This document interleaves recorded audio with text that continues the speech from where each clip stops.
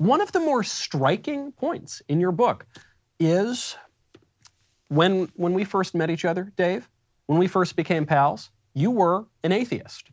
Yeah. Today, you are not exactly an atheist. No, I am a believer. There is You're no a question believer. about it. I am willing to say that, Knowles. Yeah. How did it happen?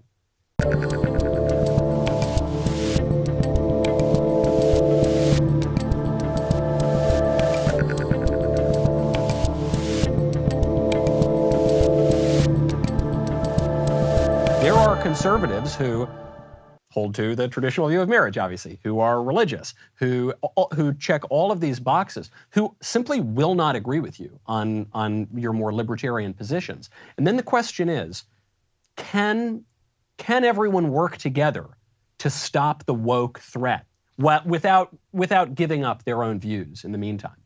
So, as I said, I don't know that I have the answer to that fully. Well, I know that I don't have the answer to that. You don't have the answer. None of us do, because it's a work in progress, right? So we're not there yet. And maybe there is no there. Maybe it's just a project that will just continue sort of as long as America is to continue. But what I would say is, generally speaking, right now, in 2022 America, and this very much is the purpose of the book, we have to defeat the woke thing.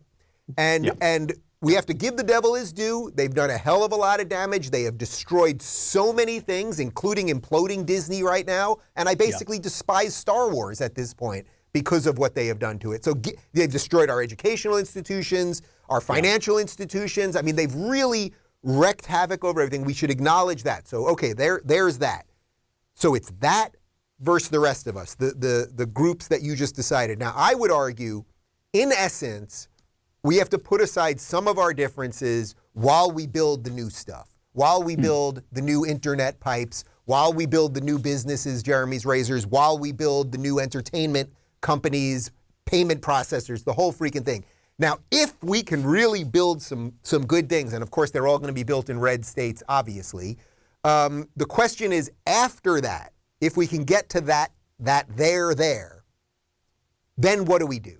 How do we then, once we've gotten to the promised land, so to speak, now the other issues are going to start popping up again. Wait a minute, you gay married people and you Catholic traditionalists, we've got a problem here, or whatever that is. Now, we're going to have to work through that. Again, I think the founding documents give us the best path forward to that, continuing to base it on individual rights. And I personally respect religious liberty as long as it does not step on my individual liberty. I know that some religious conservatives don't love that, and there's reasons for that, but that's the stuff we have to hash out. That's worthy of hashing out, because the alternative, Michael, is at the end of the day, if we don't do this thing, they won. We get run over. They won. It's over. Congratulations. We're all in the gulag together, and then we're going to really have to live together in small cells and eat gruel, and it's very cold and wet in there, and I don't know that I want to be in there with you, frankly. Well, so since you bring it up, you bring up this word sanctity, you bring up sort of these religious questions, you mention, we've got to hash this out. Cardinal Manning famously said, all politics, all human conflict basically is theological at the bottom. One of the more striking points in your book is when we first met each other, Dave, when we first became pals, you were an atheist. Yeah. Today, you are not exactly an atheist. No, I am a believer. There is You're no a question believer. about it. I am willing to say that, Knowles. Yeah. How did it happen? Look, there were a couple of things. Partly, one of the reasons as an adult, I had never said I was an atheist until about 2000. I think it was, if I remember exactly correctly, it was the fall of 2015.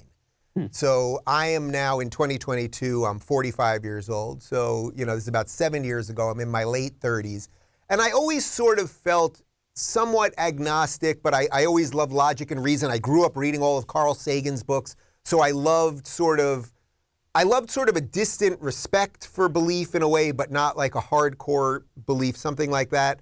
I come from a secular Jewish family that, while we did all of the holidays and traditions, which is basically what kept Jews around for 5,000 years, it's different in terms of the belief in God is a little bit different than say a Catholic Or, well, we like to say secular Judaism is Jewish. Emphasis on the ish there. Yeah, and by the way, our good friend Dennis Prager has written many books about this, that maybe that thing just can't last that long, that it's not enough to like Seinfeld and eat bagels and all of those things, although those are worthy things. Man, I made an everything bagel with lox the other day. Miami, you can get they say it's all in New York and Jersey. I know you're a New Yorker originally. Yes. You can get a good bagel down here in Miami. But because where did the New York Jews go? They've all fled now, right? They're all heading down to the free state of Florida. All the sane ones now are in Florida, and it's just the bananas ones still in New York. But in any essence, I in 2015, I started having a bunch of well-known atheists on my show. Primarily Sam Harris was sort of the first one. And I just sort of started going into that world. And for a long time, I never said I was an atheist, but a lot of people just kept saying Dave's an atheist because it was just by the nature of the conversations that I was having. I had Ayaan Hirsi Ali on and Pete Boghossian, who wrote a manual for creating atheists, and Michael Shermer from Skeptic Magazine. I know you know all these guys. Yeah. So I just sort of got sort of caught up in that thing. But then eventually I started saying I was an atheist. I would say a couple things started moving me on this. First off, as you know, a couple years later, I was on tour with Jordan Peterson, and we did 120 shows in 20 countries. And he was not only, I had read 12 Rules for Life, and I had flipped through Maps of Meaning. It's a very intense book. But being on tour with this guy and every night hearing a different speech related to the importance of belief, and that in many ways, whether you believe you are or not, you are a believer. So I don't mean this to attack Sam Harris, for example, but Sam Harris says, he's not a believer, he's an atheist, but it's like he does believe that Trump is the devil. That's where all of his actions over the last couple of years politically seem to come from. I don't really mean that. He might not believe in God, but he does believe in the devil. That's a great observation. I get one. One a show, that's what I always say. Then I heard Jordan say a few things related to belief specifically that I really loved. One of them, you may have heard this, he was on, this is a little bit later actually, so I'm jumping ahead a bit, but he was on Tucker Carlson's Fox Nation show, and he was talking about the nature of belief. And he said that when he was in his early 20s, he decided to tell the truth for the sake of telling the truth. That in essence, that if you told the truth, that would be the best outcome no matter what. Doesn't mean that it would be a good outcome, because obviously you can tell the truth and they might hang you for it. But actually, it would be the best outcome. That's an incredible leap of faith. To believe in truth for truth's sake, there's no tangible reason to believe that. In many cases, there's the reverse of that, because we know what happens to truth tellers, right? You're going to be lambasted, and ask Jesus. There's a lot of things that are bad that are going to happen, right? But I really love that explanation of truth, that truth for truth's sake is a leap of faith in and of itself. What a great kernel that is to start with something. And then, through the year of hearing Jordan talk about this, and really also, it wasn't just at a personal level for me, because I do the politics thing that you do as well. I talk about things broadly at a societal level, and it's like, it's not working without belief. Yeah. Once you remove God, Nietzsche said, God is dead, but that's a warning to you people. That's not, people think, oh, God's dead, let's do whatever the hell we want. But it's actually a warning, because it's like, man, that hole is big. That hole is big, and you're going to fill it with some other crazy shit. And congratulations, now boys are girls, non-racists are racist, 2 + 2 is 5.